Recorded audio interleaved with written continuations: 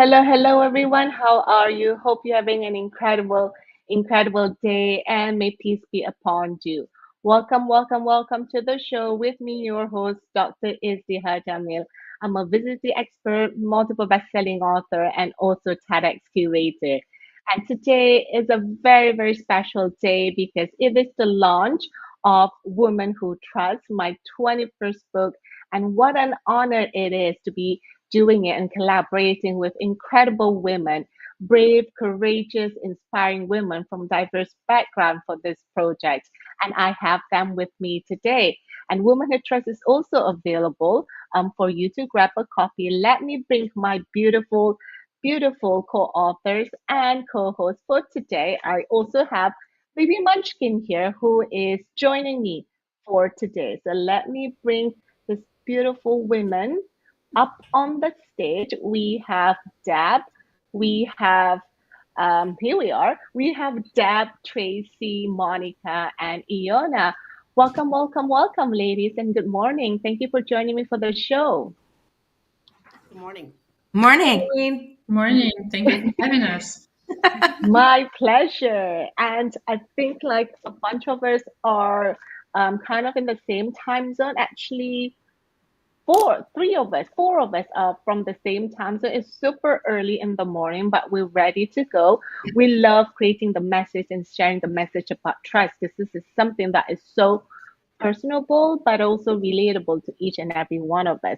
So let's kind of like quickly touch base with Tracy because she's at the top of my Brady Bunch screen. Let's touch base with Tracy and then we'll hang out with Deb, Monica, and Iona in a moment, okay?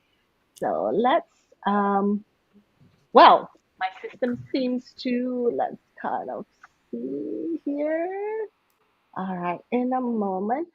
All right, Tracy, thank you for being here this morning. And also, thank you so much for all the commitment that you made in sharing the message and putting it out there.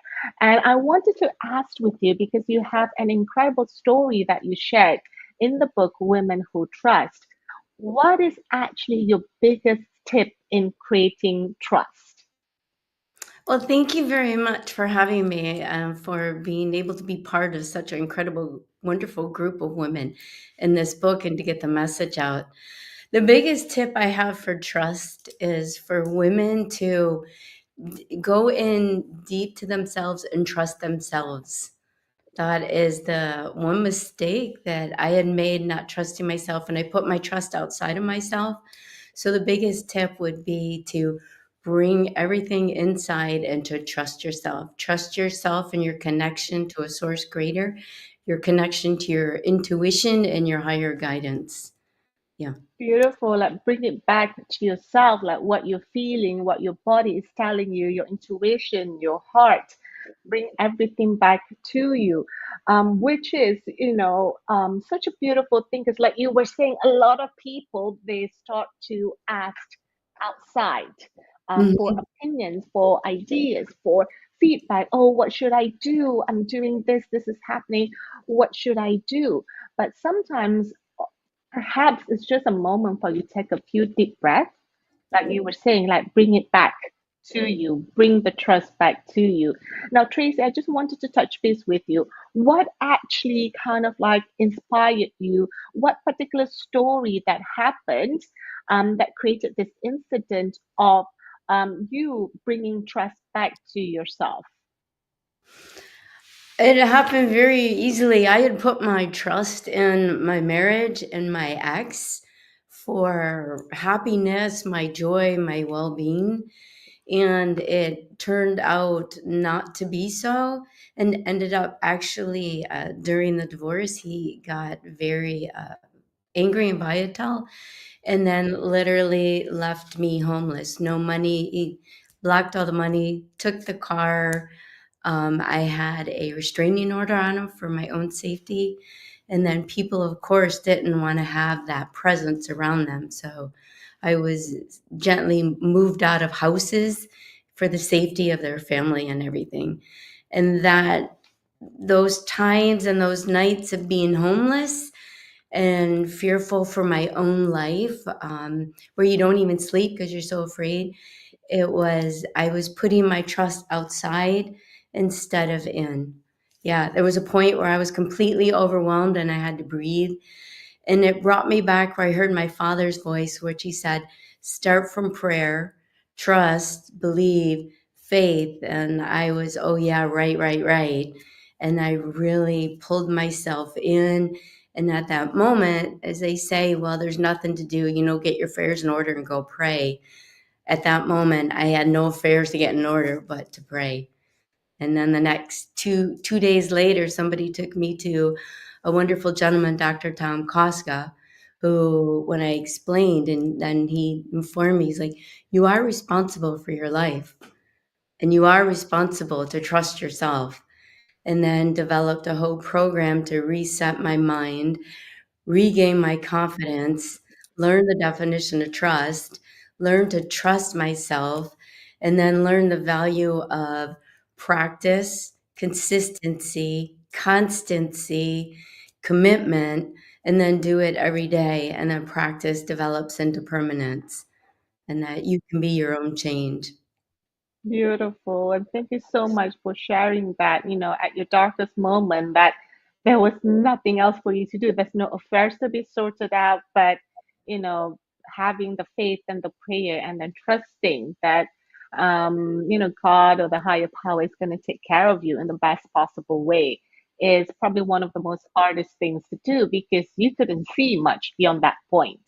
But thank you so much, Tracy, for that story to the idea and the tips of trusting yourself. And if anything, the consistency of prayer. And that is one of the action plan that you shared in your chapter, Mhm. prayer.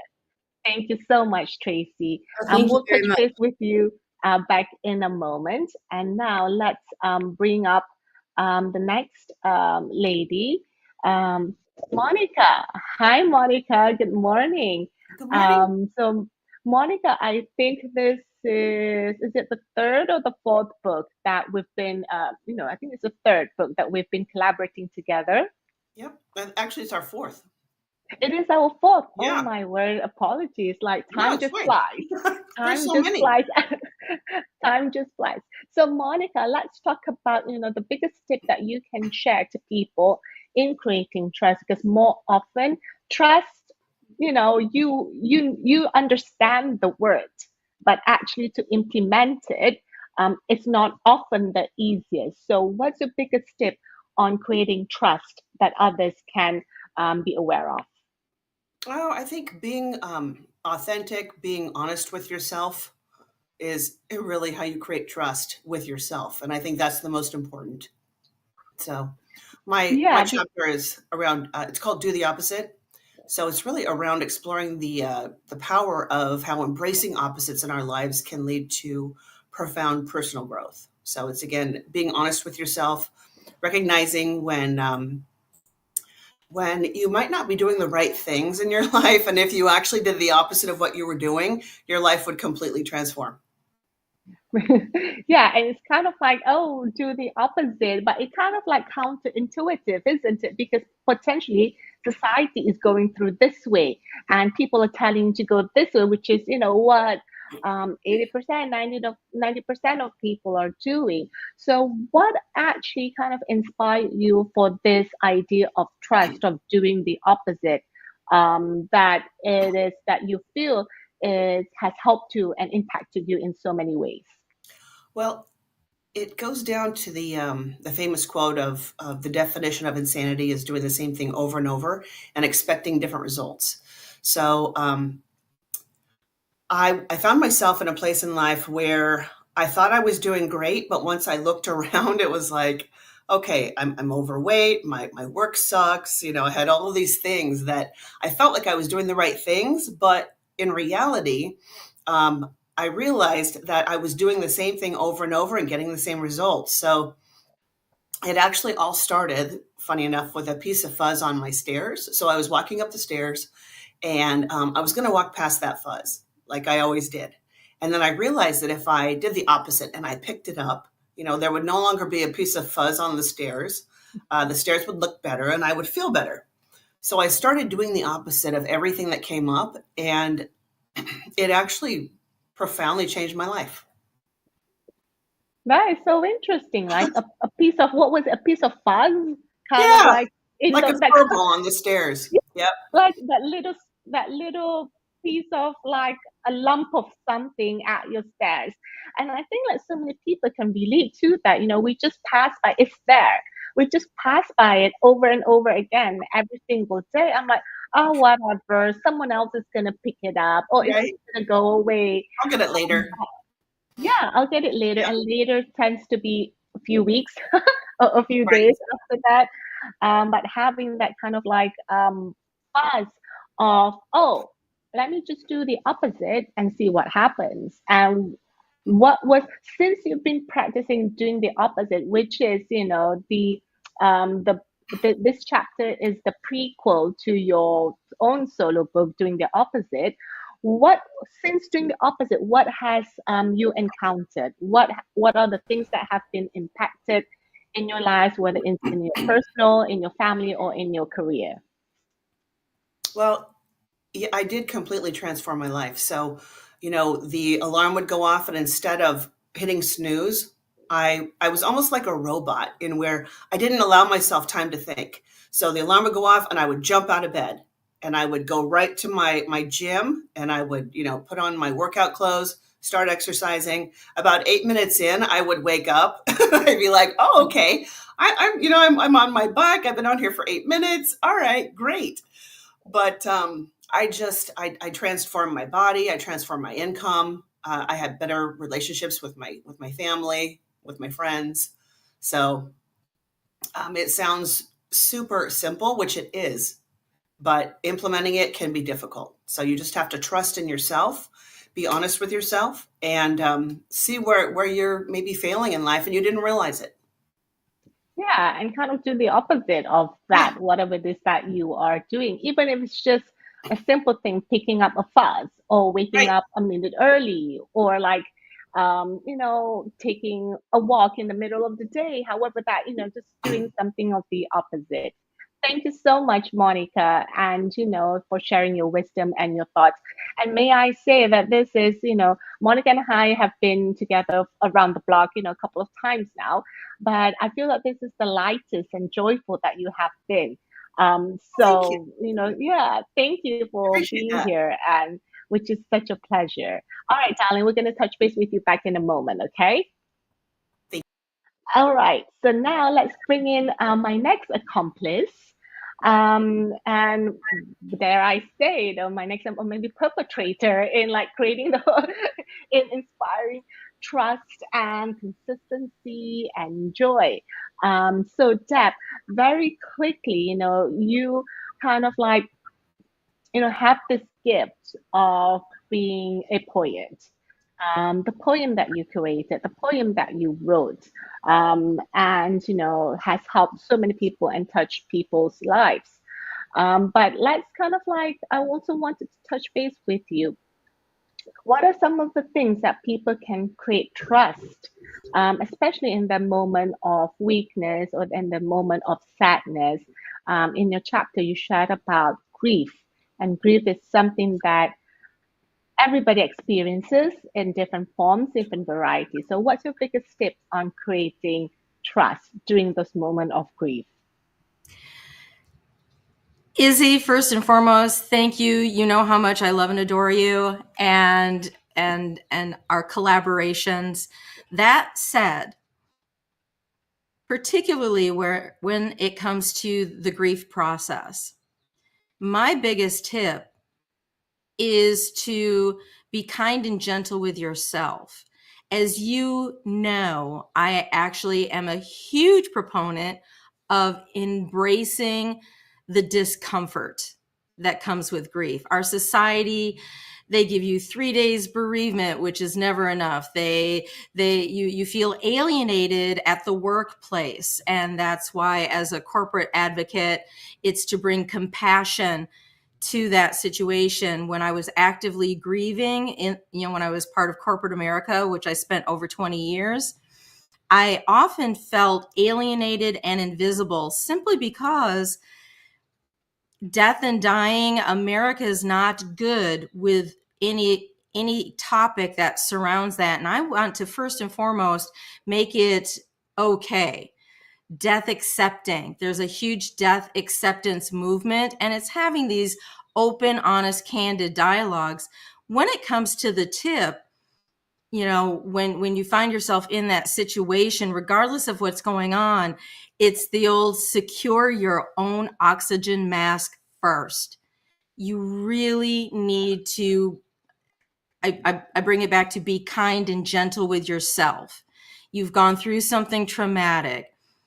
It's an uncomfortable time, but give yourself grace, time, and space. Beautiful. Be kind and gentle with yourself and trusting that it's okay, first of all, to be that way with yourself, to be kind and gentle. Because grief, I don't feel like it is that's a time and place where grief completely is gone. It comes in waves. That's what my experience. It comes in waves. Some days you're good. You could be good for the whole year, and then suddenly it hits you. Sometimes it's kind of like more of a daily basis kind of thing. So, trusting yourself to be kind and gentle and embracing it, and that it's okay. And not to say that to ignore it, because I feel like a lot of our society nowadays, they tend to numb things versus experiencing it, numbing it in whatever method that they are using. So, Deb, like with this part and the poem, and poetry that comes along. Hopefully, you'll be able to read your poem in a bit. What inspired you to share this story with others? I remember there was a point when you were on your airplane, and that time uh, you were like, stewardess, can you grab me a napkin or something? I need to write something. And you wrote something, and that something is a poem that you just felt it, coming through you. It's just a feeling that you have. So, what was the inspiring story that kind of like inspired you to talk to people about trusting grief and grief and overcoming and embracing it? That's a loaded question, my friend. And I like how it sounds like it was my personal plane. One day, soon, we're gonna do Yes. that. We're gonna do that. We'll have the corporate jet.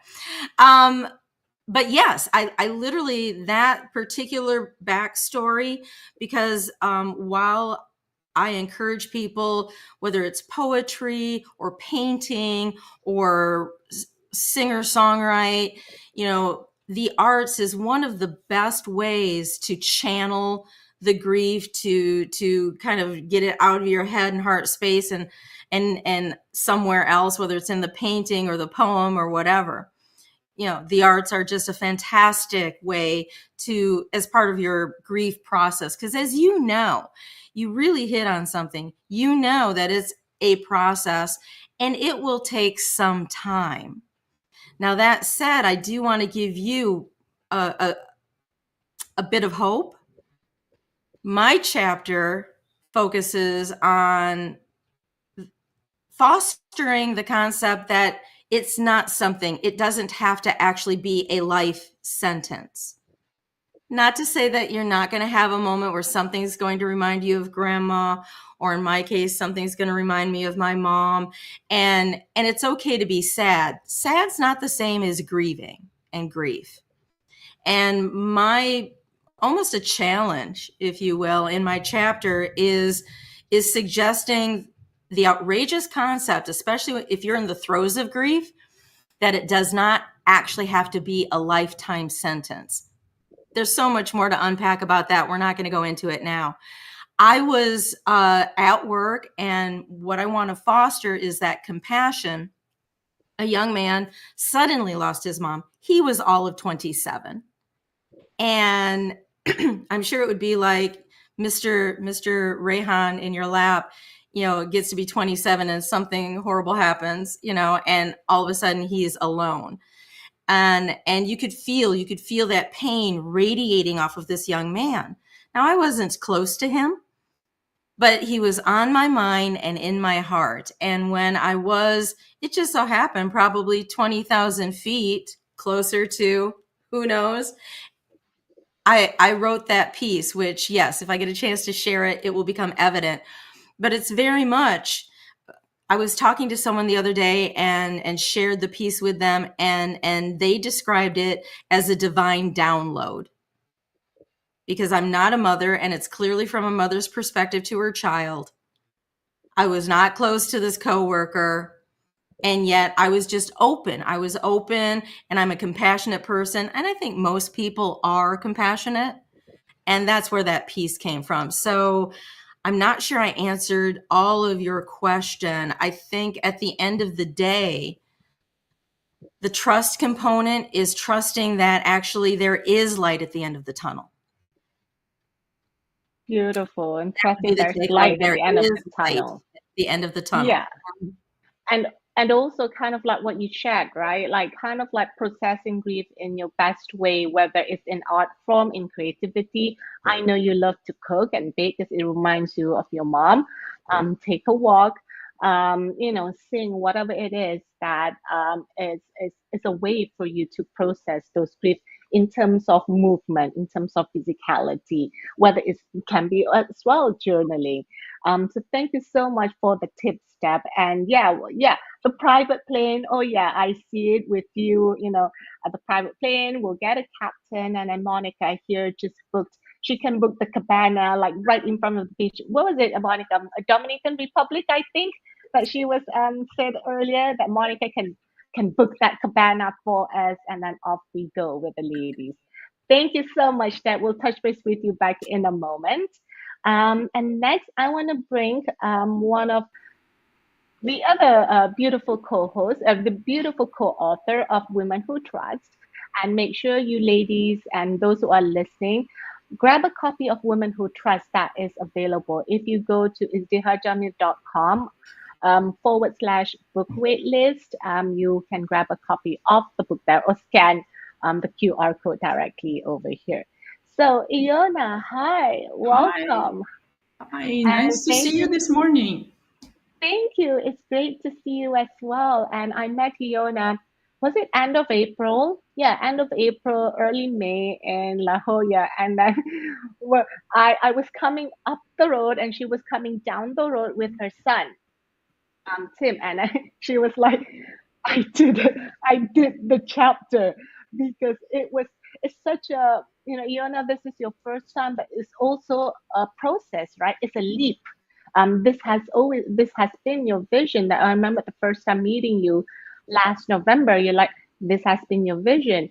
So let's touch base upon what's a practical tip that others can do to create trust, whether it's in themselves or in the situation that is happening to them. I would say make a small steps into open up and be vulnerable and build connections. So be social, try, make a small little step of opening up, right, and be vulnerable. So yeah, take that small step. And often people think that you need to make like a leap, right? Like in your chapter, you started off with writing the first sentence. You start off with a structure, and then you wrote the first sentence, and the next sentence, and the next sentence. And soon, as you build things up, you start to the small little steps build up to a chapter. So when your chapter, Iona, what would be like the inspiring story that you shared that kind of giving you the light on creating trust or having the wisdom on this doing the small steps? It was my story of basically coming to America, right? I'm a foreigner here. I mentioned that I felt like an alien here, and I definitely know why they call foreigners aliens. And that was my story of overcoming the being a transplant in a new culture, in a new situation. And sometimes you don't see that part where you leap and where you land, right? Sometimes you don't see the goal, and everybody's talking about goals and, mountains to climb. But sometimes you just don't see it. You don't know if it's even there. And you just need to, and sometimes you don't even trust yourself to be able to walk that road. And you just need to start. This is only one simple step by step. You need to trust in something divine, something that bigger than you, that you will make it, and you are in that new situation here for a reason. And you might not see why. And being able to keep moving and keep doing something, especially for mothers, you holding your son, you know that this is basically the greatest motivation for all mothers. I was the same.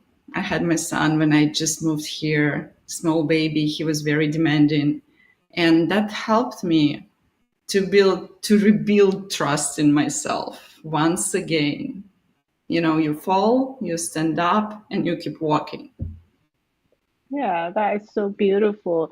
And it does, I remember when I first came here to America, as we were at the immigration, the officer was like, all right, took us to a place to sort things out with our documentation. And he literally said, we have some aliens here. That's what they call us. Like, that's what they call us, right, Iona? Exactly. Like Yeah. immigrants, we have some aliens here. Those are the words that they used. And I think it's also, if I remember, I could be wrong, but I think it was in the documentation or something that, like it says the word aliens. So Yeah. this is like no joke. Like they literally call us people who are immigrants from another country for whatever reason coming to America aliens. I mean, they call me and my family aliens. I mean, I'm like, wow, suddenly I'm sprouting like another head or I'm turning green. Yeah. So, which is kind of like awkward, right? Because you've been through a lot. Like to come to America, it takes everything to leave that, people that people that you love, the food that you're familiar with, Yeah. the smell of your country, the air, the weather. I mean, you're from Russia, but I'm, pretty sure you like Russia is like cold from Yeah. what I have seen. Don't know if you missed that, or maybe you do. So that is so interesting, like having doing that small step. And you touch one thing important, Iona. Sometimes you don't know you need to make the leap. Sometimes you don't know there's a mountain in front of you. You just don't know. But all you can do is just move one thing at a time. Focus on what's there right now versus like the mountain I have to climb. I'm like, what mountain? I don't even see And you beyond the just get mountain. scared. Yeah. Yeah, you just get scared, and for moms, when you get scared, you're in tough position because you have to take care of your little one. Well, Iona's little one isn't so little anymore. I Yeah. met him at La Jolla. He's like taller than Iona. And I Yeah. remembered waving. I was sitting at, one corner and Iona was at the opposite corner. I was like waving to them. And then her son was like, who is this person? Like, kind of like, I was like, hi. But, Hi, I don't know you, but hi anyway. yeah, just hi. I'm like, Yeah. I know you. You look the same like Iona. I think Yeah. you're the kid. But thank you so much for sharing that. Let's bring back the beautiful ladies, the beautiful co-authors. We have Tracy, Monica, Deb, in here as well. Oh, yeah, there she is, Deb. All right, ladies. You've given your insights on creating trust, your stories, your tips, your practicality, from bringing it back to yourself, to doing the opposite, to embracing things, and taking small steps. I want to like kind of like touch base on what's the biggest mistake that people do when it comes to trust. Because people say once you've given trust and it's broken, you can't mend it. But what's the biggest mistake that people do on trust? Let's touch base back with Monica very quickly. Sure. Yeah, I think that the biggest mistake is not trusting ourselves. So, um, trusting ourselves is not about expecting ourselves to be perfect. It's about making the right choices, or trying to. It really means that we can count on ourselves in any situation to make the best choices for ourselves and in the circumstances that we've been given. So, I really think it's about not trusting ourselves is the biggest mistake that we make. Yeah, and trusting ourselves that we're making the best decision in that particular circumstances, given the information that we have. And even if it's not the best decision, that we will be guided to the next best decision, and That's we learn right. something valuable, learn something valuable from it, because that's the only thing we can do. Versus, oh, I made a mistake. No, you didn't. You just learned something valuable. Thank you so much, Monica, trusting yourself in making the best decision that you can, and in that moment. Tracy, what's the biggest mistake that people do with trust? It's a combination of what Monica said, but also putting their trust outside of themselves, not putting the trust inside and believing that they can do it, believing they have the ability to do it, and believing that they can follow through and do it and accomplish, yeah, and be successful. Whatever successful may look like, but the fact that they can do it and persevere and move forward.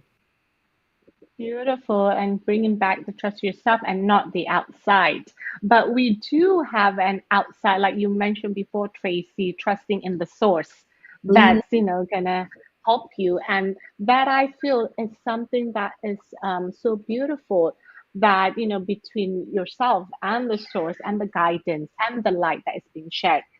Because as I was starting this book project, I was in the hospital looking after my dad, Ayah, in Malaysia.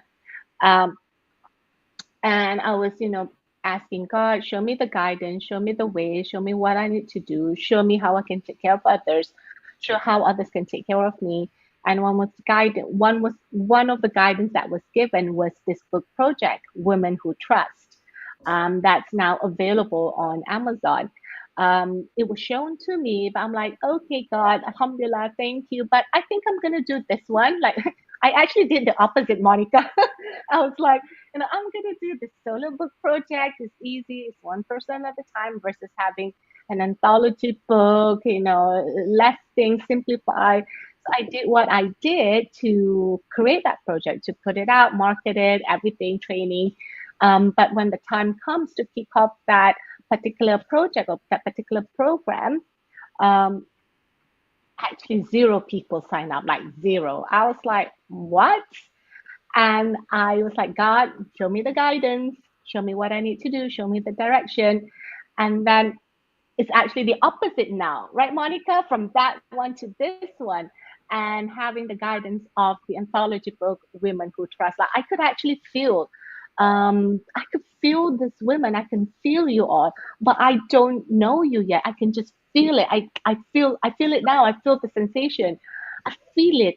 It comes to me like, and it was to the point that it was, I can't ignore it anymore. So, okay, God, I think, all right, fine. I'm just going to try it. I'm just going to put something together.